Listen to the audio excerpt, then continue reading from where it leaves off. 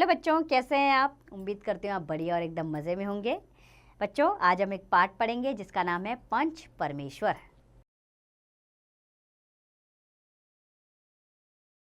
पंच परमेश्वर कहानी में प्रेमचंद ने सिद्ध किया है कि पंच में परमेश्वर का वास होता है। पंच के आसन पर बैठने वाला व्यक्ति स्वतः सभी बैर भाव भूल जाता है। वह न्याय का पक्ष लेता है। यद्यपि उसे कुछ कटुता का सामना करना पड़ सकता है, परंतु अंत में जीत सत्य की ही होती है। ये इस पाठ के माध्यम से हम जानेंगे। तो शुरू करते हैं अपने इस पाठ को हम। जुम्मन शेख और अलगू चौधरी में गाढ़ी मित्रता थी। सांझे में खेती होती थी। कुछ लेन देन में भी साझा था। एक दूसरे पर अटल विश्वास था। जुम्मन जब हज करने गए थे तब अपना घर अलगू को सौंप गए थे और अलगू चौधरी जब कभी बाहर जाते तो जुम्मन के जिम्मे अपना घर छोड़ देते थे। उनमें न खान पान का व्यवहार था, न धर्म का नाता, केवल विचार मिलते थे। मित्रता का मूल मंत्र भी यही है। जुम्मन शेख की एक बूढ़ी खाला थी। उसके पास कुछ थोड़ी सी मिल्कियत थी, परंतु उसके निकट संबंधियों में कोई न था। जुम्मन शेख ने लंबे चौड़े वादे करके वह मिल्कियत अपने नाम लिखवा ली थी। जब तक दान पात्र की रजिस्ट्री न हुई थी तब तक तो खाला जान का खूब आदर सत्कार किया। उन्हें खूब स्वादिष्ट पदार्थ खिलाए गए। हलवे पुलाव की वर्षा सी की गई, पर रजिस्ट्री मोहर ने इन खातिरदारियों पर भी मोहर लगा दी। जुम्मन की पत्नी करीमन रोटियों के साथ कड़वी बातों के कुछ तेज तीखे सालन भी देने लगी। जुम्मन शेख भी निष्ठुर हो गए। अब बेचारी खाला जान को प्रायः नित्य ही ऐसी बातें सुननी पड़ती थीं। बुढ़िया न जाने कब तक जिएगी। 2-3 बीघे ऊसर क्या दे दिया, मानो मोल ले लिया है। जितना रुपया इसके पेट में झोंक चुके उतने से तो अब तक गांव मोल ले लेते। कुछ दिन खाला जान ने सुना और सहा, पर जब ना सहा गया तब जुम्मन से शिकायत की। जुम्मन ने स्थानीय कर्मचारी गृह स्वामी के प्रबंध में दखल देना उचित न समझा। कुछ दिन तक और यूं ही रो धोकर काम चलता रहा। अंत में एक दिन खाला ने जुम्मन से कहा, बेटा, तुम्हारे साथ मेरा निर्वाह न होगा। तुम मुझे रुपए दे दिया करो, मैं अपना खा पका लूंगी। जुम्मन ने धृष्टता के साथ उत्तर दिया, रुपए क्या यहाँ फलते हैं? खाला ने नम्रता से कहा, मुझे कुछ रूखा सूखा चाहिए भी कि नहीं? जुम्मन ने गंभीर स्वर में जवाब दिया, तो कोई यह थोड़े ही समझा था कि तुम मौत से लड़कर आई हो? खाला बिगड़ गईं। उन्होंने पंचायत करने की धमकी दी। जुम्मन हंसे। जिस तरह कोई शिकारी हिरन को जाल की तरफ जाते देखकर मन ही मन हंसता है। वे बोले, हाँ, जरूर पंचायत करो, फैसला हो जाए। मुझे भी यह दिन रात की खटपट पसंद नहीं। पंचायत में किसकी जीत होगी, इस विषय में जुम्मन को कुछ भी संदेह न था। आसपास के गांव में ऐसा कौन था जो उसके अनुग्रहों का ऋणी न हो? ऐसा कौन था जो उसको शत्रु बनाने का साहस कर सके? किसमें इतना बल था जो उसका सामना कर सके? आसमान के फरिश्ते तो पंचायत करने आवेंगे नहीं। इसके बाद कई दिन तक बूढ़ी खाला हाथ में एक लकड़ी लिए आसपास के गांव में दौड़ती रही। कमर झुककर कमान हो गई थी। एक एक पग चलना दूभर था, मगर बात आ पड़ी थी। उसका निर्णय करना जरूरी था। विरला ही कोई भला आदमी होगा जिसके सामने बुढ़िया ने दुख के आंसू न बहाए हों। किसी ने तो यूं ही ऊपरी मन से हूं हां करके टाल दिया और किसी ने इस अन्याय पर जमाने को गालियां दी। कब्र में पांव लटके हुए हैं, आज मरे कल दूसरा दिन, पर हवस नहीं मानती। अब तुम्हें क्या चाहिए? रोटी खाओ और अल्लाह का नाम लो। तुम्हें अब खेती बाड़ी से क्या काम है? कुछ ऐसे सज्जन भी थे जिन्हें हाथ से रस के रसास्वादन का अच्छा अवसर मिला। झुकी हुई कमर, पोपला मुंह, सन के से बाल, इतनी सामग्री एकत्र हो तब हंसी क्यों न आवे। ऐसे न्यायप्रिय, दयालु, दीन वत्सल पुरुष बहुत कम थे जिन्होंने उस अबला के दुखड़े को गौर से सुना हो और उसको सांत्वना दी हो। चारों ओर से घूम घुमाकर बेचारी अलगू चौधरी के पास आई। बेटा, तुम भी दम भर के लिए मेरी पंचायत में चले आना। अलगू, मुझे बुलाकर क्या करोगी? गांव के आदमी तो आवेंगे ही। खाला, अपनी विपदा तो सबके आगे रो आई, अब आने ना आने का अख्तियार उनको है। अलगू, यूं आने को आ जाऊंगा, मगर पंचायत में मुंह ना खोलूंगा। खाला, क्यों बेटा? अलगू, अब इसका क्या जवाब दें? अपनी खुशी। जुम्मन मेरा पुराना मित्र है, उससे बिगाड़ नहीं कर सकता। खाला, क्यों बेटा, क्या बिगाड़ के डर से ईमान की बात न कहोगे? हमारे सोए हुए धर्म ज्ञान की सारी संपत्ति लुट जाए तो उसे खबर नहीं होती, परंतु ललकार सुनकर वह सचेत हो जाता है, फिर उसे कोई जीत नहीं सकता। अलगू चौधरी इस सवाल का कोई उत्तर ना दे सका, पर उसके हृदय में ये शब्द गूंज रहे थे, क्या बिगाड़ के डर से ईमान की बात न कहोगे? संध्या समय एक पेड़ के नीचे पंचायत बैठी। जुम्मन शेख ने पहले से ही फर्श बिछा रखा था। अलबत्ता उन्होंने पान, इलायची, हुक्के, तंबाकू आदि का प्रबंध भी किया था। हाँ, वे स्वयं अलबत्ता अलगू चौधरी के साथ जरा दूर पर बैठे हुए थे। जब पंचायत में कोई आ जाता था तब दबे पांव सलाम से उनका स्वागत करते थे। जब सूर्यास्त हो गया और चिड़ियों की कलरव युक्त पंचायत पेड़ों पर बैठी, तब यहाँ भी पंचायत शुरू हुई। फर्श की एक एक अंगुल जमीन भर गई, पर अधिकांश दर्शक ही थे। निमंत्रित महाशयों में केवल वे ही लोग पधारे थे जिनसे जुम्मन से अपनी कुछ कसर निकालनी थी। एक कोने में आग सुलग रही थी। नाई ताबड़तोड़ चिलम भर रहा था। यह निर्णय करना असंभव था कि सुलगते हुए उपलों से अधिक धुआं निकलता था या चिलम के दमों से। लड़के इधर उधर दौड़ रहे थे, कोई आपस में गाली गलौज करते और कई रोते थे। चारों तरफ कोलाहल मच रहा था। गांव के कुत्ते इस जमाव को भोज समझकर झुंड के झुंड जमा हो गए थे। पंच लोग बैठ गए तो बूढ़ी खाला ने उनसे विनती की, पंचो, आज 3 साल हुए मैंने अपनी सारी जायदाद अपने भांजे जुम्मन के नाम लिख दी थी। इसे आप लोग जानते ही होंगे। जुम्मन ने मुझे ताहयात रोटी कपड़ा देना कबूल किया। साल भर तो मैंने इसके साथ रो धोकर काटा, पर अब रात दिन का रोना नहीं सहा जाता। मुझे ना पेट की रोटी मिलती है, ना तन का कपड़ा। बेकस बेवा हूँ, कचहरी दरबार नहीं कर सकती। तुम्हारे सिवा और किसको अपना दुख सुनाऊं? तुम लोग जो राह निकाल दो उसी राह पर चलूं। अगर मुझ में कोई ऐब देखो तो मेरे मुंह पर थप्पड़ मारो।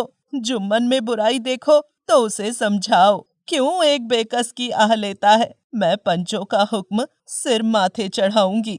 रामधन मिश्र, जिनके कई असामियों को जुम्मन ने अपने गांव में बसा लिया था, बोले, जुम्मन मियाँ, किसे पंच बत्ते हो? अभी से इसका निपटारा कर लो, फिर जो कुछ पंच कहेंगे वही मानना पड़ेगा। जुम्मन को इस समय सदस्यों में विशेषकर वे ही लोग दिख पड़े जिनसे किसी न किसी कारण उसकी लाग थी। जुम्मन बोले, पंचों का हुक्म अल्लाह का हुक्म है। खाला जान जिसे चाहे उसे बदें, मुझे कोई उज्र नहीं। खाला ने चिल्लाकर कहा, अरे अल्लाह के बंदे, पंचों का नाम क्यों नहीं बता देता? कुछ मुझे भी तो मालूम हो। जुम्मन ने क्रोध से कहा, अब इस वक्त मेरा मुंह ना खुलवाओ, तुम्हारी बन पड़ी है, जिसे चाहो पंच बदो। खाला जान जुम्मन के आक्षेप को समझ गईं। वह बोली, बेटा, खुदा से डरो। पंच ना किसी के दोस्त होते हैं, ना किसी के दुश्मन। कैसी बात कहते हो? और तुम्हारा किसी पर विश्वास ना हो तो जाने दो। अलगू चौधरी को तो मानते हो। लो, मैं उन्हीं को सरपंच बदती हूँ। जुम्मन शेख मन ही मन फूले ना समाये, परंतु भावों को छिपाकर बोले, अलगू ही सही, मेरे लिए जैसे रामधन वैसे अलगू। अलगू इस झमेले में फंसना नहीं चाहते थे। वे कन्नी काटने लगे। बोले, खाला, तुम जानती हो कि मेरी जुम्मन से गाढ़ी दोस्ती है। खाला ने गंभीर स्वर में कहा, बेटा, दोस्ती के लिए कोई अपना ईमान नहीं बेचता। पंच के दिल में खुदा बसता है। पंचों के मुंह से जो बात निकलती है वह खुदा की तरफ से निकलती है।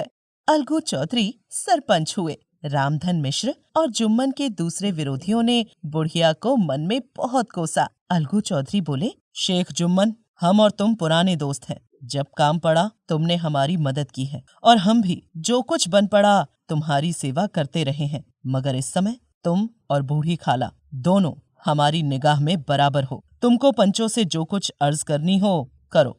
जुम्मन को पूरा विश्वास था कि अब बाजी मेरी है। अलगू यह सब दिखावे की बातें कर रहा है, अतएव शांत चित्त होकर बोले, पंचों, 3 साल हुए खाला जान ने अपनी जायदाद मेरे हिब्बा कर दी थी। मैंने उन्हें ताहयात खाना कपड़ा देना कबूल किया था। खुदा गवाह है, आज तक मैंने खाला जान को कोई तकलीफ नहीं दी। मैं उन्हें अपनी माँ के समान समझता हूँ। उनकी खिदमत करना मेरा फर्ज है, मगर औरतों में जरा अनबन रहती है, उसमें मेरा क्या बस है। खाला जान मुझे माहवार खर्च अलग मांगती हैं।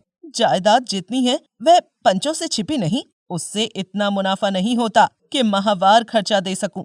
इसके अलावा हिब्बा नामे में माहवार खर्चे का कोई जिक्र नहीं तो मैं भूलकर भी इस झमेले में न पड़ता। बस मुझे यही कहना है, आइंदा पंचों का अख्तियार है, जो फैसला चाहे करे।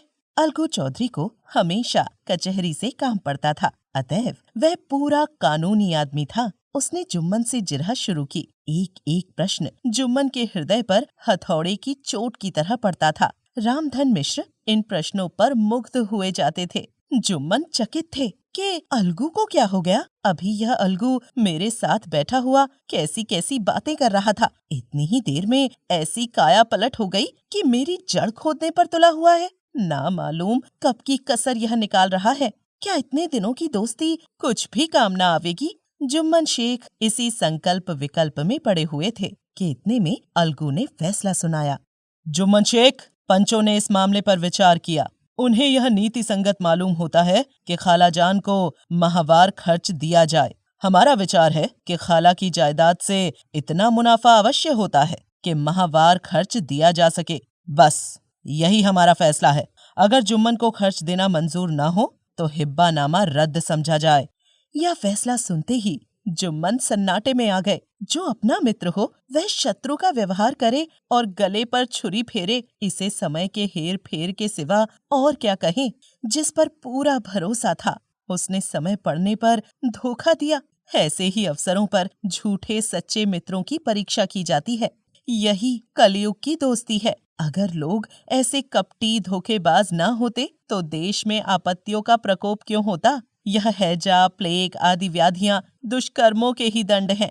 मगर रामधन मिश्र और अन्य पंच अलगू चौधरी की इस नीति परायणता की प्रशंसा जी खोल कर रहे थे। वे कहते थे, इसका नाम पंचायत है। दूध का दूध और पानी का पानी कर दिया। दोस्ती की जगह है, किंतु धर्म का पालन करना मुख्य है। ऐसे ही सत्यवादियों के बल पर पृथ्वी टिकी है, नहीं तो वह कब की रसातल को चली जाती। इस फैसले ने अलगू और जुम्मन की दोस्ती की जड़ हिला दी। अब वे साथ साथ बातें करते नहीं दिखाई देते। इतना पुराना मित्रता रूपी वृक्ष सत्य का एक झोंका भी न सह सका। सचमुच वह बालू की ही जमीन पर खड़ा था। उनमें अब शिष्टाचार का अधिक व्यवहार होने लगा। एक दूसरे की आवभगत ज्यादा करने लगे। वे मिलते जुलते थे, मगर उसी तरह जैसे तलवार से ढाल मिलती है। जुम्मन के चित्त में मित्र की कुटिलता आठों पहर खटका करती थी। उसे हर घड़ी यही चिंता रहती थी कि किसी तरह बदला लेने का अवसर मिले। अच्छे कामों की सिद्धि में बड़ी देर लगती है, पर बुरे कामों की सिद्धि में यह बात नहीं होती। जुम्मन को भी बदला लेने का अवसर जल्द ही मिल गया। पिछले साल अलगू चौधरी बटेसर से बैलों की एक बहुत अच्छी जोड़ी मोल लाए थे। बैल पछाही जाति के सुंदर बड़े बड़े सींगों वाले थे। महीनों तक आसपास के गांव के लोग दर्शन करते रहे। संयोग से जुम्मन की पंचायत के 1 महीने के बाद इस जोड़ी का एक बैल मर गया। जुम्मन ने दोस्तों से कहा, यह दगाबाजी की सजा है। इंसान सब्र भले ही कर जाए, पर खुदा नेक बद सब देखता है। अलगू को संदेह हुआ कि जुम्मन ने बैल को विष दिला दिया है। चौधराइन ने भी जुम्मन पर ही इस दुर्घटना का दोषारोपण किया। उसने कहा, जुम्मन ने ही कुछ कर करा दिया है। अब अकेला बैल किस काम का। उसका जोड़ बहुत ढूंढा गया, पर ना मिला। निदान यह ठहरी कि इसे बेच डालना चाहिए। गांव में एक समझू साहू थे। वह इक्का गाड़ी हाँकते थे। गांव के गुड़ घी लाद कर मंडी ले जाते, मंडी से तेल और नमक भर लाते और गांव में बेचते। इस बैल पर उनका मन लहराया। उन्होंने सोचा, यह बैल हाथ लगे तो दिन भर में बेखटके 3 खेप हो। आजकल तो एक ही खेप में लाड़े पड़े रहते हैं। बैल देखा, गाड़ी में दौड़ाया, बाल भौरी की पहचान कराई, मोल तोल किया और उसे लाकर द्वार पर बांध ही दिया। 1 महीने में दाम चुकाने का वादा ठहरा। चौधरी को भी गरज थी, घाटे की परवाह न की। समझू साहू ने नया बैल पाया तो लगे उसे रेंदने। वह दिन में 3-3, 4-4 खेपे करने लगे। न चारे की फिक्र थी, न पानी की, बस खेपों से काम था। मंडी ले गए, वहाँ कुछ सूखा भूसा सामने डाल दिया। बेचारा जानवर अभी दम भी न लेने पाया कि फिर जोत दिया। अलगू चौधरी के घर था तो चैन की बंसी बजती थी। बैल राम छठे छमाहे कभी बहली में जोते जाते थे, खूब उछलते कूदते और कोसों तक दौड़ते चले जाते। वहाँ बैल राम का रातिब था। साफ पानी, दली हुई अरहर की दाल और भूस के साथ खली, और यही नहीं, कभी कभी घी का स्वाद भी चखने को मिल जाता था। शाम सवेरे एक आदमी खरहरे करता, पोंछता और सहलाता था। कहाँ वह सुख चैन, कहाँ यह 8 पहर की खपत। महीने भर में ही वह पिस सा गया। इक्के का जुआ देखते ही उसका लहू सूख जाता था। एक एक पग चलना दूभर था, हड्डियां निकल आई थी, पर था वह पानीदार, मार की बर्दाश्त न थी। एक दिन चौथी खेप में साहू जी ने दूना बोझ लादा। दिन भर का थका जानवर पैर न उठते थे, पर साहू जी कोड़े फटकारने लगे। बस फिर क्या था, बैल कलेजा तोड़कर चला। कुछ दूर दौड़ा और चाहा कि जरा दम ले लूं, पर साहू जी को जल्द पहुंचने की फिक्र थी। अतएव उन्होंने कई कोड़े बड़ी निर्दयता से फटकारे। बैल ने एक बार फिर जोर लगाया, पर अब की बार शक्ति ने जवाब दे दिया। बैल ने एक बार फिर जोर लगाया, पर अब की बार शक्ति ने जवाब दे दिया। वह धरती पर गिर पड़ा और ऐसा गिरा कि फिर न उठा।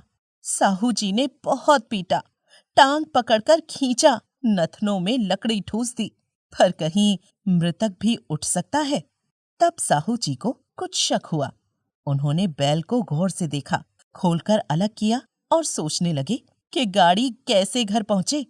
बहुत चीखे चिल्लाए, पर देहात का रास्ता बच्चों की आंख की तरह सांझ होते ही बंद हो जाता है। कोई नजर न आया। आसपास कोई गांव भी न था। मारे क्रोध के उन्होंने मरे हुए बैल पर और दुर्रे लगाए और कोसने लगे। अभागे, तुझे मरना ही था तो घर पहुंचकर मरता। ससुरा बीच रास्ते में ही मर गया, अब गाड़ी कौन खींचे। इस तरह साहू जी खूब जले भुने। कई बोरे गुड़ और कई पीपे घी उन्होंने बेचे थे। 200-250 रुपए कमर में बंधे थे। गाड़ी पर ही लेट गए। वहीं रतजगा करने की ठान ली। चिलम पी, फिर हुक्का पिया। इस तरह साधु जी आधी रात तक नींद को बहलाते रहे। अपनी जान में तो वह जागते ही रहे, पर पौ फटते ही जो नींद टूटी और कमर पर हाथ रखा तो थैली गायब। घबराकर इधर उधर देखा तो कई कनस्तर तेल भी नदारद। अफसोस में बेचारे ने सिर पीट लिया और पछाड़ खाने लगा। प्रातःकाल रोते बिलखते घर पहुंचे। सहुआइन ने जब बुरी सुनावनी सुनी तब पहले तो रोई, फिर अलगू चौधरी को गालियां देने लगी। निगोड़े ने ऐसा कुलच्छनी बैल दिया कि जन्म भर की कमाई लुट गई। चौधरी के वैरियों की कमी न थी। ऐसे अवसरों पर वे एकत्र हो जाते और साहू जी के बर्राने की पुष्टि करते, परंतु 150 रुपए से इस तरह हाथ धो लेना आसान न था। एक बार वह भी गर्म पड़े। साहू जी बिगड़कर लाठी ढूंढने घर में चले गए। अब सहुआइन ने मैदान लिया। प्रश्नोत्तर होते होते हाथापाई की नौबत आ पहुंची। सहुआइन ने घर में घुसकर किवाड़ बंद कर लिए। शोरगुल सुनकर गांव के भले मानस जमा हो गए। उन्होंने दोनों को समझाया, साहू जी को दिलासा देकर घर से निकाला। वह परामर्श देने लगे कि इस तरह काम न चलेगा, पंचायत कर लो, जो कुछ तय हो जाए उसे स्वीकार कर लो। साहू जी राजी हो गए। अलगू ने भी हामी भर ली। पंचायत की तैयारियां होने लगी। दोनों पक्षों ने अपने अपने दल बनाने शुरू किए। इसके बाद तीसरे दिन उसी वृक्ष के नीचे पंचायत बैठी। वही संध्या का समय था। पंचायत बैठ गई तो रामधन मिश्र ने कहा, अब देरी क्या है, पंचों का चुनाव हो जाना चाहिए। बोले, चौधरी किस किस को पंच बदते हो। अलगू ने दीन भाव से कहा, समझू साहू ही चुन ले। समझू खड़े हुए और कड़क कर बोले, मेरी ओर से जुम्मन शेख। जुम्मन का नाम सुनते ही अलगू चौधरी का कलेजा धक धक करने लगा। मानो किसी ने अचानक थप्पड़ मार दिया हो। रामधन अलगू के मित्र थे, वह बात को ताड़ गए। पूछा, क्यों चौधरी, तुम्हें कोई उज्र तो नहीं? चौधरी ने निराश होकर कहा, नहीं, मुझे क्या उज्र होगा। अपने उत्तरदायित्व का ज्ञान बहुधा हमारे संकुचित व्यवहारों का सुधारक होता है। जब हम राह भूलकर भटकने लगते हैं, तब यही ज्ञान हमारा विश्वसनीय पथ प्रदर्शक बन जाता है।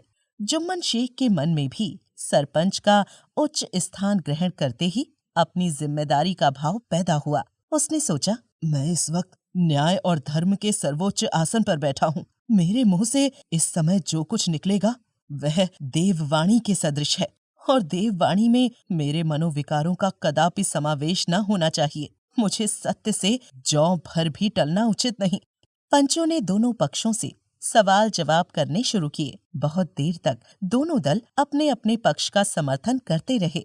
इस विषय में तो सब सहमत थे कि समझू को बैल का मूल्य देना चाहिए, परंतु दो महाशय इस कारण रियायत करना चाहते थे कि बैल के मर जाने से समझू को हानि हुई। इसके प्रतिकूल दो सभ्य मूल के अतिरिक्त समझू को दंड भी देना चाहते थे, जिससे फिर किसी भी पशु के साथ ऐसी निर्दयता करने का साहस न हो। अंत में जुम्मन ने फैसला सुनाया, अलगू चौधरी और समझू साहू, पंचों ने तुम्हारे मामले पर अच्छी तरह विचार किया। समझू को उचित है कि बैल का पूरा दाम दे। जिस वक्त उन्होंने बैल लिया उसे कोई बीमारी न थी। अगर उसी समय दाम दे दिए जाते तो आज समझू उसे फिर लेने का आग्रह न करते।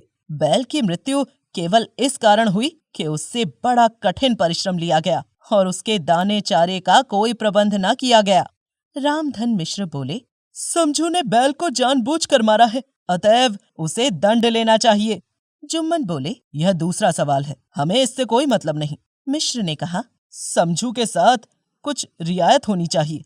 जुम्मन बोले, यह अलगू चौधरी की इच्छा पर निर्भर है। यह रियायत करें तो उनकी भलमनसी। अलगू चौधरी फूले न समाये, उठ खड़े हुए और जोर से बोले, पंच परमेश्वर की जय। इसके साथ ही चारों ओर से प्रतिध्वनि हुई, पंच परमेश्वर की जय। प्रत्येक मनुष्य जुम्मन की नीति को सराहता था।